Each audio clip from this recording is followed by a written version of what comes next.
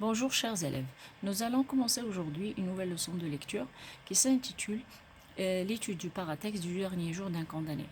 Comme on avait l'habitude de le faire, avant de commencer une œuvre, on fait l'étude de son paratexte, qui est bien sûr tout élément qui n'appartient pas au texte, afin de s'initier bien sûr au contenu de l'œuvre. Nous allons voir la première et la quatrième de couverture, tout en étudiant leurs composantes.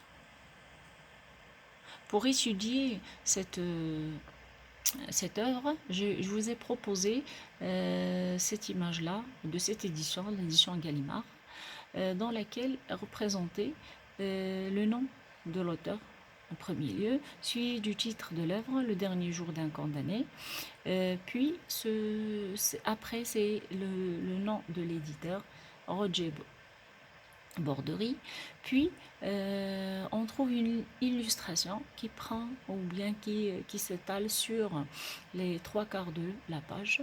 Vous savez bien que l'illustration joue un rôle très important pour attirer l'attention du lecteur.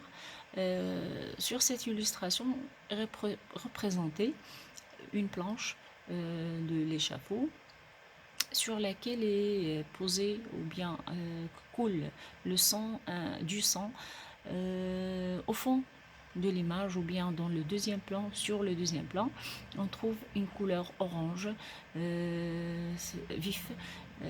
Il renvoie aussi, et c'est une couleur, peut-on dire, la couleur du sang.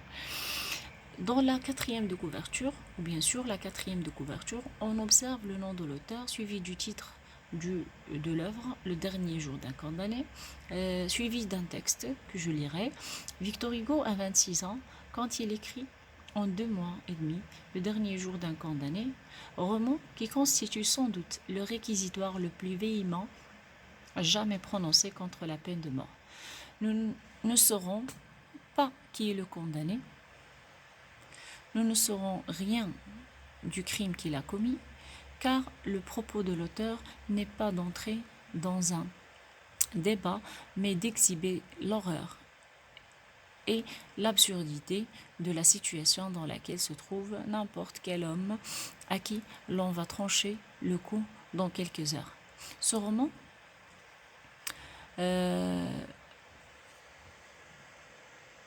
aux accents souvent étrangement modernes, a une telle puissance de suggestion que le lecteur finit par s'identifier au narrateur dont il partage tour à tour l'angoisse et la vaine espérance jusqu'aux dernières lignes du livre.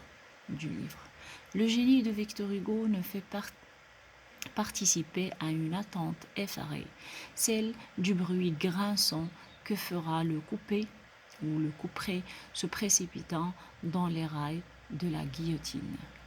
Quiconque aura lu ce livre n'oubliera plus jamais cette saisissante leçon d'écriture et d'humanité.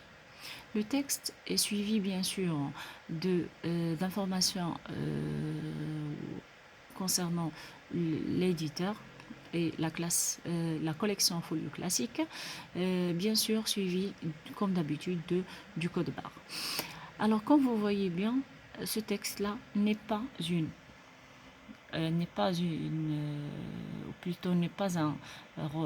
résumé, n'est pas un extrait de l'œuvre. Il s'agit d'un commentaire de l'éditeur dans lequel il nous donne quelques informations sur le narrateur ainsi sur quelques événements ou bien sur le contenu général de l'œuvre. Alors concernant la première de couverture, le titre « Le dernier jour, c'est la fin de vie d'un condamné », personne suscitant la pitié. Bien sûr, toute personne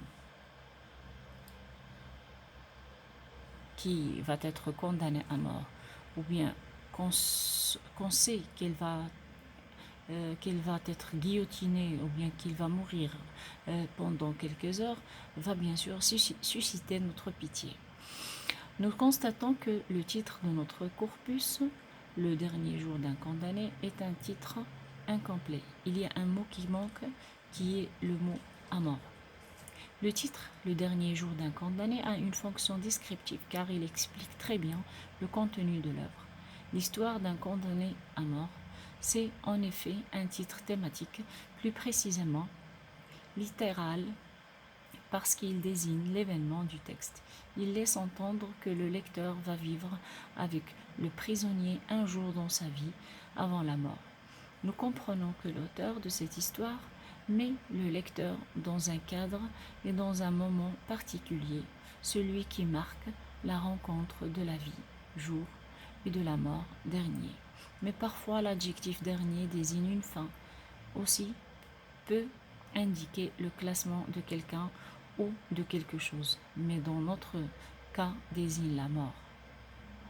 Le cadre est celui de la prison, condamné. Concernant l'illustration, alors il y a plusieurs illustrations selon bien sûr les éditions, mais dans cette édition qu'on a vue, qu'il s'agit bien sûr, dans toutes les éditions, les illustrations traduisent l'horreur, la violence et la mort. Dans Gallimard Folio classique, elle représente du sang qui coule sur une planche indiquant l'exécution de la mort du condamné, comme on l'a vu sur l'image. Pour la quatrième de couverture, comme on l'avait déjà dit, c'est un commentaire qui comporte des informations sur le roman et sur le narrateur ainsi que sur l'éditeur. Sans oublier un élément très important du paratexte, c'est la préface. La préface est, avec le titre, un élément paratextuel de première importance. La préface, c'est un texte de présentation émis en haut d'un texte ou d'un ouvrage. Il est présenté au lecteur comme un élément très important et essentiel du paratexte. C'est la colonne du paratexte parce qu'il est utile pour comprendre l'intention et le but de l'auteur. La préface donne aussi une idée sur le message que veut transmettre l'auteur à travers son livre, selon Gérard Genette. Il existe plusieurs types de préface. Préface octoriale, elle précède le texte. C'est la préface dont il s'agit dans notre œuvre. Alors le préface, comme on l'avait déjà vu dans l'explication, a comme rôle ou bien comme fonction d'exprimer ou bien de faire comprendre le but de l'auteur. Pourquoi cherche-t-il à écrire cette œuvre? Donc, ce qu'on peut comprendre à partir de tous ces éléments-là, à savoir la première de couverture, la quatrième de couverture ainsi que la préface, que les éléments paratextuels sont des moyens essentiels pour aider le lecteur à comprendre le contenu de l'histoire.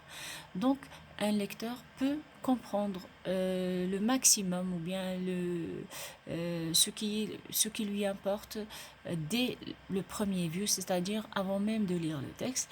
Il peut avoir une idée globale et cela est bien sûr grâce aux éléments paratextuels. Un paratexte est toujours subordonné au service de son texte. Le paratexte crée une relation entre l'extérieur et le contenu, en remarquant parfois que le titre, le nom de l'auteur, l'image attire l'attention du lecteur. Le paratexte se compose d'une part de péritexte qui se place à l'intérieur du livre, à savoir, bien sûr, le titre, du sous-titre, la préface, la dédicace, les épigraphes, les notes et en bas de page, les phrases en marge, les informations périphériques et la dédicace, bien sûr, les renvois à la quatrième de couverture. D'autre part, un épitexte qui se trouve autour et à l'extérieur du livre, comme les publicités, l'étagère de présentation. Cependant, on distingue l'épitexte public, c'est-à-dire l'épitexte éditorial, interview, entretien, et l'épitexte privé, comme correspondance aux journaux intimes. Alors, ce qu'on peut comprendre, que les éléments paratextuels sont des éléments très importants. Ils ont comme fonction ou bien comme rôle d'attirer d'abord l'attention du lecteur, de le pousser à lire l'œuvre, de lui donner une idée sur l'œuvre avant même d'avoir lu cette œuvre-là.